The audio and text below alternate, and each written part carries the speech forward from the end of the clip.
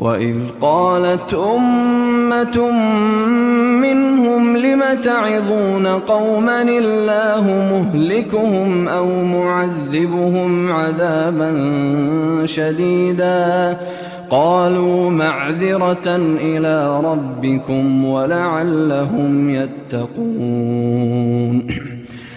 وَإِذْ قَالَتْ أُمَّةٌ، وہ اور اس جب قالت کہا امتن کسی گروہ نے کہا منہم ان میں سے لما تعظون لما کیوں تعظون وعظا یعظو وعظا اس نے واز کی اس نے نصیحت کی یعظو وہ نصیحت کرتا ہے یا کرے گا تعظو تم نصیحت کرتے ہو یا کرو گے بونون جمع کی علامت یہ بھی ہماری زبان میں استعمال ہونے والا کلمہ ہے لما تعظون تم کیوں نصیحت کرتے ہو قومن اس قوم کو اللہ مہلکہم اللہ تو مہلکہم کو ہلاک کرنے والا ہے او یا معذبہم یا انہیں عذاب دینے والا ہے عذب یعذب تعذیباً اور میم تو شروع میں لگ گیا نا والے کے لیے عذاباً شدیدہ عذاب کی صفت ہے کہ وہ بڑا شدید ہوگا۔ ہم ان کو نافرمانیوں کی وجہ سے ان کو آزمائش میں ڈال رہے تھے اور انہیں یہ بھی یاد دلاؤ کہ جب ان میں سے ایک گروہ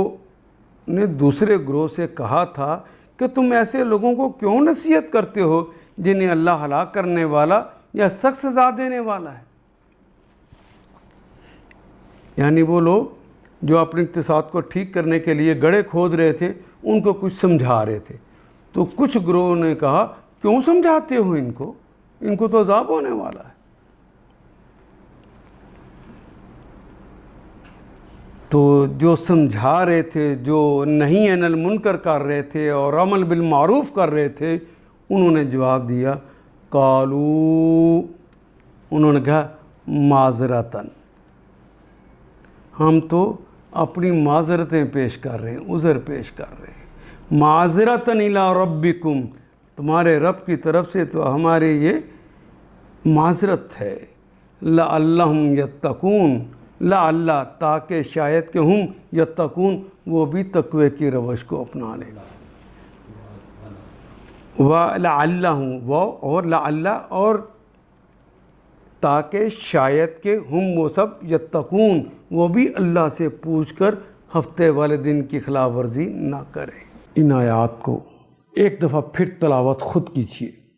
عربی و مبین پڑھتے ہوئے دیکھیے کیا بات پوری اندر اتر رہی ہے، کیا